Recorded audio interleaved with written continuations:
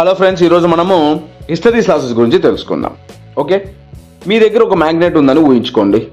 Okay, నువ్వు దాన్ని ఎప్పటికప్పుడు north to south, south to north పోల్కి తిప్పుతూనే ఉన్నావు. ఇది మ్యాగ్నెట్ దిశను మళ్ళీ మళ్ళీ మార్చినప్పుడే లోపల ఉన్న మ్యాగ్నెటిక్ మెటీరియల్ మాలిక్యూల్స్ కూడా అలైన్మెంట్ మార్చడానికి శ్రమ పడతాయి. ఈ శ్రమలో నుంచి కొంత ఎనర్జీ హీట్ రూపంలో పోతుంది. దీన్నే మనం అంటాము హిస్టరీ క్లాసెస్ అని. ఇంకా మీకు బాగా అర్థం కావాలి అంటే, నువ్వు ఎవరో మనసు మార్చడానికి మళ్ళీ మళ్ళీ ప్రయత్నం చేస్తున్నావు. అవతల వాళ్ళు కూడా హీట్ అవుతారు కదా బ్రో, మాటి మాటి కంటే పోయి గెలికితే. అదే లాజిక్కే ఈ మ్యాగ్నెట్ కూడా అలసిపోతుంది. సో ఫైనల్లీ మ్యాగ్నెట్ డైరెక్షన్ రిపీటెడ్గా చేంజ్ చేస్తే వచ్చే హీట్ లాస్ హిస్టరీస్ లాసెస్ అన్నమాట. సో మనం మనసుని మార్చడానికి వెళ్ళొద్దు బ్రో మాటి మాటి కంటే, ఎందుకంటే వాళ్ళు విసుక్కుంటారు మన మీద. ఓకే ఫ్రెండ్స్, ఇలాంటి వీడియోస్ మీకు నచ్చినట్లయితే లైక్ చేయండి, షేర్ చేయండి, కామెంట్స్ చేయండి. ఇలాంటి వీడియోస్ ఇంకా మీకు కావాలి అంటే మాత్రం సబ్స్క్రైబ్ చేసుకోవడం మాత్రం మర్చిపోదండి. Thank you. ఈరోజు మనము క్రౌలింగ్ అండ్ కాగింగ్ అండ్ ఇండక్షన్ మోటార్ గురించి మనము తెలుసుకుందాం. సో వీడియోలోకి వెళ్లే ముందుగా ఈ ఛానల్ ఎవరైతే సబ్స్క్రైబ్ చేసుకోలేదో ఖచ్చితంగా సబ్స్క్రైబ్ చేయండి. ప్రతి ఒక్కరు మీరు సబ్స్క్రైబ్ చేసుకోవడం ద్వారా నాకు ఎంకరేజ్మెంట్గా ఉంటుంది. ఇలాంటి వీడియోస్ ఇంకా మరిన్ని చేయడానికి అవకాశం ఉంటుంది. సరే, ఇప్పుడు టాపిక్లోకి వెళ్దాం. ఏదైనా ఒక ఇండక్షన్ మోటార్ ఒకసారిగా తిరగక స్లోగా లైక్ నత్తలా కానీ తాబేలా కానీ నెమ్మదిగా తిరిగిందనుకోండి, దాన్నే క్రౌలింగ్ అంటారు.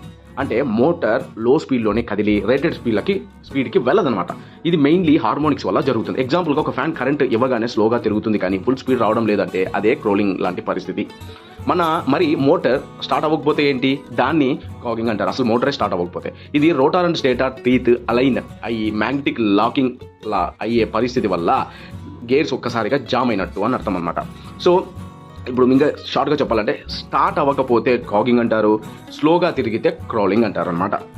ఓకే ఫ్రెండ్స్, ఇలాంటి వీడియోస్ మీకు నచ్చినట్లయితే లైక్ చేయండి, షేర్ చేయండి, కామెంట్స్ చేయండి. Thank you. ఈరోజు మనము ఆర్ఎంఎఫ్ గురించి డిస్కస్ చేసుకున్నాం. ఆర్ఎంఎఫ్ అంటే ఏంటి? రొటేటింగ్ మ్యాగ్నెటిక్ ఫీల్డ్ అని అర్థం.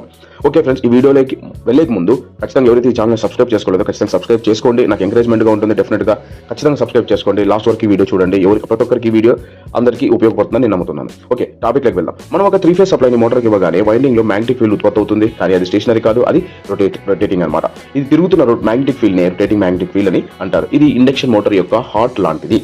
ఉదాహరణకి ఒక సీలింగ్ ఫ్యాన్ తీసుకోండి. మనము సప్లై ఇస్తే ఫ్యాన్ కాయిల్లో 3-phase కరెంట్ ఫ్లో అవుతుంది. ఈ 3 కరెంట్స్ వల్ల 3 మ్యాగ్నెటిక్ ఫీల్డ్ ఏర్పడి అవి కలిసినప్పుడే ఒకే రీతిలో తిరుగుతున్న ఫీల్డ్ ని తయారు చేస్తాయి.